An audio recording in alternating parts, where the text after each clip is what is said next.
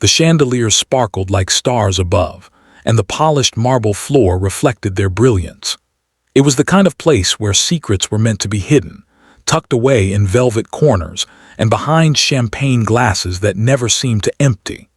Daniel pushed open the grand doors of the five-star hotel with a smug smile on his face, his arm wrapped tightly around a woman half his age, her perfume trailing behind them like temptation itself.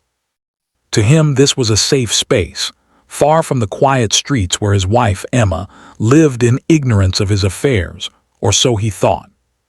Tonight was supposed to be perfect.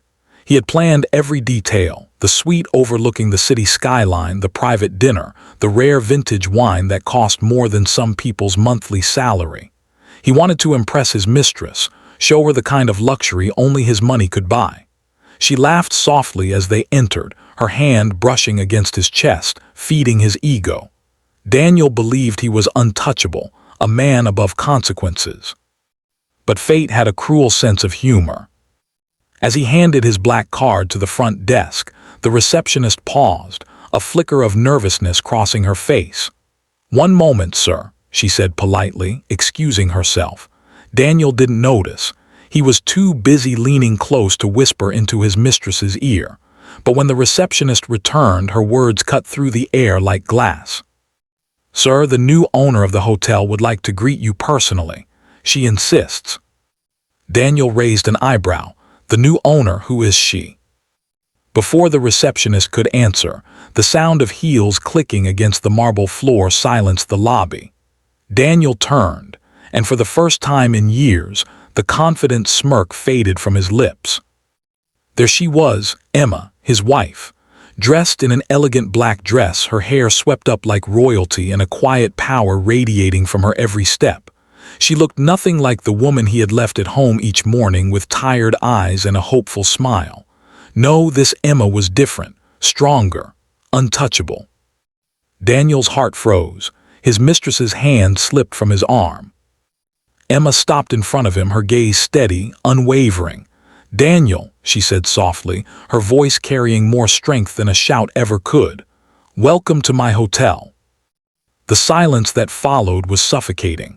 Guests at the bar stole glances, staff lowered their eyes, and Daniel suddenly felt as though the entire weight of the world had collapsed on his shoulders.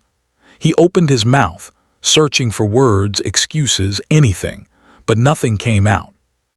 Emma's eyes flickered to the young woman beside him, then back to him. There was no anger in her gaze, only a cold, calm finality that cut deeper than rage ever could. "You always underestimated me," she said, almost as if speaking to herself. "You thought I was weak, invisible, dependent on you, but while you were out chasing illusions, I was building something real." Memories rushed through Daniel's mind. Nights when Emma had stayed up late with her laptop, insisting she was working on something. Mornings when she had left before him without explanation. Times he dismissed her ambitions as hobbies.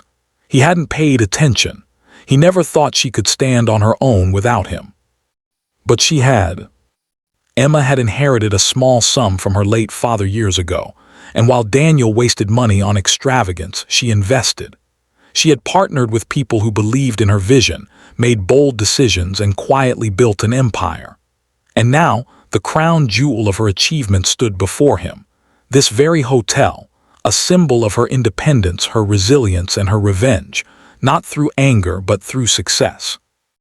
Daniel stammered, "Emma, this isn't what it looks like."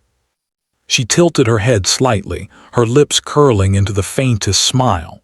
"It's exactly what it looks like, and it's exactly why I don't need to explain myself anymore." The mistress, sensing the storm, excused herself quickly, leaving Daniel alone in front of his wife. For the first time in his life, he wasn't in control. "Emma, please," he begged, his voice trembling. "Let's talk about this privately. You can't just—" "I can," she interrupted, her voice calm but cutting. "You see, Daniel, for years I lived in your shadow. I believed in you even when you gave me every reason not to. I carried our home, our family, our dignity, while you chased after moments of pleasure. And now," she spread her arms, glancing around at the hotel's golden glow, "now I don't need you." The words hit harder than any slap could. Daniel's throat tightened. He wanted to fight back, to remind her of the years they had shared, the promises they once made. But deep down, he knew those promises had already been broken by him. Emma took a step closer, her eyes softening for the briefest moment. "I'm not here to humiliate you, Daniel. I'm here to free myself. You taught me one thing through your betrayal. I don't need a man who doesn't see my worth. I am more than enough on my own." Her voice wavered slightly at the last word, not from weakness, but from the weight of truth. Daniel's eyes burned, but his pride held back the tears. He reached for her hand, but she pulled away. "Emma, I made a mistake. I can change." She shook her head gently. "Mistakes are when you trip. This was a choice you made again and again, and I've made mine." She turned to the receptionist. "Please ensure Mr. Daniel's reservation is canceled. He won't be needing a suite tonight." And with that she walked away, her heels echoing like thunder in Daniel's chest. He stood there frozen, the image of her retreating figure burned into his soul. For the first time, he realized he had lost something money could never buy back. In the weeks that followed, Emma's story spread quietly among circles of power. She became a symbol of strength, of reinvention, of what it meant to rise from betrayal and reclaim one's destiny. People admired her, not just for her success, but for her grace in handling the man who had underestimated her. Daniel, on the other hand, faded into whispers. His reputation suffered, his business declined, and the mistress who once clung to him quickly disappeared when his influence waned.